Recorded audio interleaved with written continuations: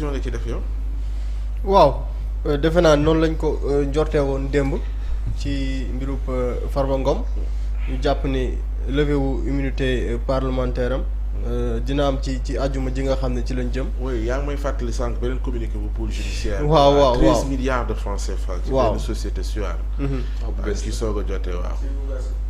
voilà bu bees la. waaw ci communiqué bi nga xam ne moom la loolu da est-ce que day répondre kii Birahim Seck. waaw mi naan nañ communiqué ci yeneen yi yeneen yi. kon Birahim déglu beneen communiqué ngi nii communiqué de presse du procureur de la République financier ñu ci wax ni le parquet du pôle financier pôle judiciaire financier a été saisi d'un rapport de la cellule nationale de traitement des informations financières mettant en cause le gérant d'une SUARL pour un montant de 13 milliards 610 millions 88 mille 727 francs CFA en application de l'article 66 de la loi numéro 2024-08 sur le blanchiment de capitaux, le financement du terrorisme et de la prolifération des armes de destruction massive.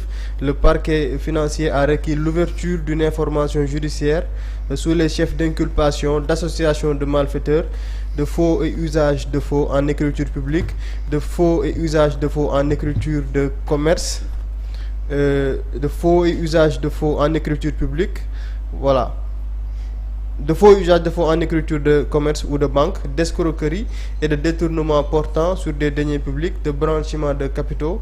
Le mandat de dépôt a également été requis. Le juge d'instruction financier à ce jour à ce jour inculpé le mis en cause des chefs d'infraction susvisés et l'a placé sous mandat de dépôt. Donc loolu moom mooy communiqué bi nga xam ne génnaat na jóge ci pôle judiciaire financier ba léegi daal même chef d'accusation yi presque nga ci gisaat lu jëmaat ci mbirub blanchiment de capitaux et cette fois-ci ci lu toll ci 13 milliards ak lu teg. Donc xëy na ñi doon wax ne communiqué nañu communiqué ci yeneen yi bien sûr le 13 janvier 2025 waaw. D'accord 125 milliards bi le 12. ayca waaw le 12.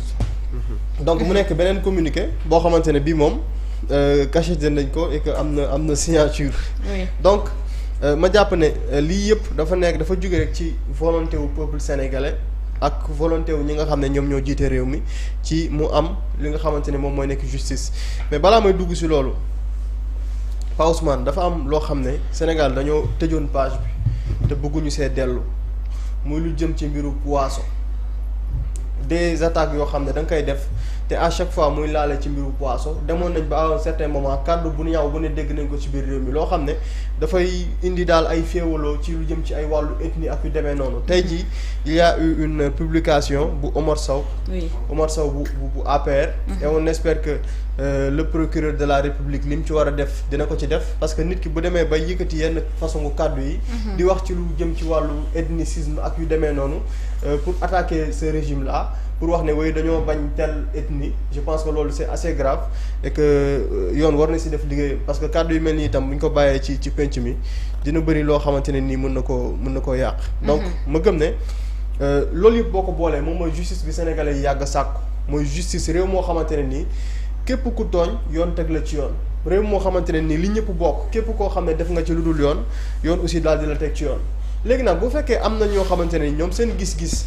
dañoo jàpp ne mbir mi dafa am une politisation man dama gëm politisation boo koy wax da nga koy teg ci lu solide parce que mais da nga daan gis jàppe gu teguwul fenn ci biir réew mi da nga daan jàppe gi teguwul fenn mais bu ñu la laajee fan nga ko teg da ngay indi ay arguments yuy wane ne lii ay caaxaan la donc loolu sénégalais dinañ mën a apprécier par rapport ak loolu et parfois man j'ai l'impression que yenn hommes politiques yi bu ñuy génn c'est comme si dañuy génn pour rappeler ñu seen bopp que ñoom ñu ngi exister parce que dañuy dem ba ci réew mi daanaka nit ñi dañuy fàtte seen existence parce que dama gëm ne on n'est pas obligé à chaque fois di génn di def sortie yoo xamante ne yow li ngay wax amul fenn foo mën a jafandu maanaam li nga wax boo ko waxee ba noppi bu ñu la woowee ne la li nga wax nii fan nga ko mën a teg soo waxee ne ñii kat lii dañ cee dugal politisation da nga naan politisation bi lii la mais dëkk boo xam ne kii day génn kii bu duggee maanaam coowal arrêté na nit nga bëgg a jël mbirub ethnicisme dugal ko ci biir kay jógee fële bëgg a jël ay politisation dugal ci biir donc je pense que yooyu nañuy wax la nga xam ne nii boo ko waxee dina am foo ko mën a teg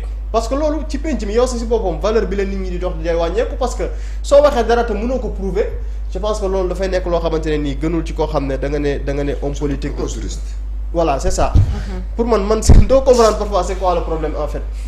léegi par rapport ak liggéey bi nga xamante ne nii tàmbali nañ ko. rawatina rapport scientifique la. voilà. léegi c'est-à-dire loolu lan lañ bëgg quoi suñu la laajee yow léegi lan nga jàpp ne lañ waroon def. et puis lan la ñuy wooyu politisation lan. c'est-à-dire koo xamante ne nii rapport scientifique moom la ñu jël daal di koy jox le procureur de la république. pôle judiciaire financier bi def ci liggéey bi ñu ci war a def daal di ciy communiquer wax ñu lii ak lii moom moo xew. boo wax la montant. et je pense que ñoom xëy na information yi dañ ko génnewul mais am na loo xamante ne boo ko gisee rawatina rapport bi nga xam ne. du nekk rapport boo xam ne rek parce que tey scientifique dafa am ay moyens yu koy permettre tey li muy wax du nekk wax ju muy wax nii rek de dafa am moyen pour xam lii fii la jaar ak fii la dugg ak fii la génnee. peut-être nag bu ñuy communiquer.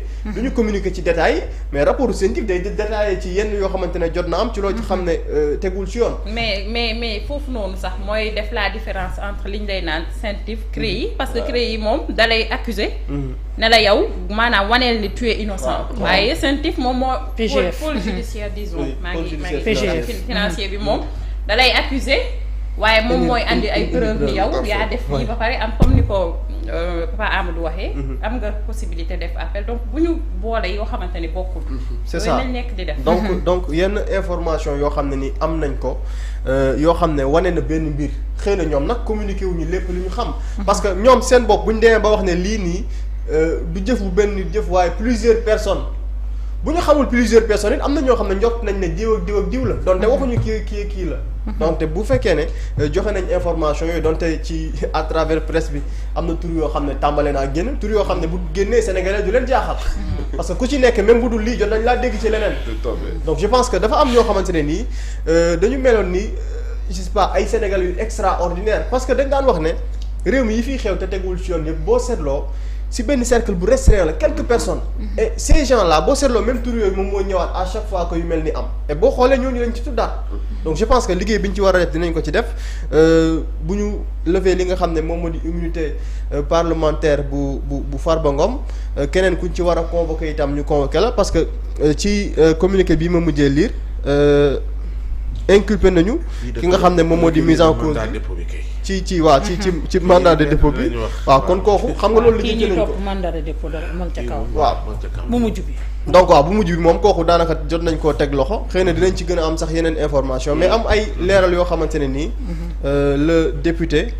l'honorable député Amadou Ba daf koo def par rapport ak situation bi pour ñuy xalaat ci li nga xam ne moom mooy conditions yi nga xam ne ci la ñu war a lever immunité parlementaire bu Farba Ngom mu ci wax ne lever immunité parlementaire de l'honorable député Farba Ngom quelques précisions sur la procédure mu ne jeudi 16 janvier sera constitué à la commission ad hoc et à la désignation de ses 11 membres 9 députés Pastef 1 de Takku Wallu et 1 du groupe des non-inscrits.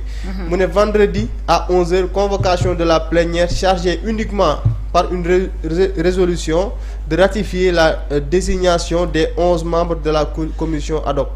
C'est seulement après que ladite commission va arrêter son calendrier, instruire la demande de levée de l'immunité parlementaire du député Farba Ngom qu'il peut entendre lui directement ou le député qu'il aura désigné pour le représenter et examiner et apprécier les charges qui lui sont reprochées. Une fois que la commission ad hoc termine son instruction, les conclusions de ces travaux seront soumises à nouveau à la plénière pour statuer définitivement sur la levée de l'immunité parlementaire de Farba Ngom.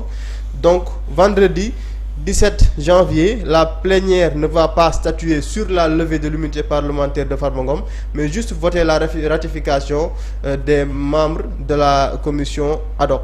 Pas de fast track pour exécuter une quelconque commande politique.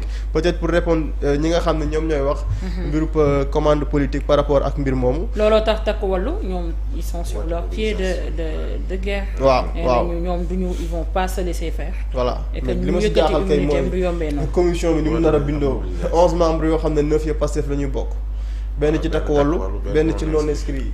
loolu moo la ci voilà oui Fary. bon ci politisation. Je pense que tout d'abord pour parler de politisation.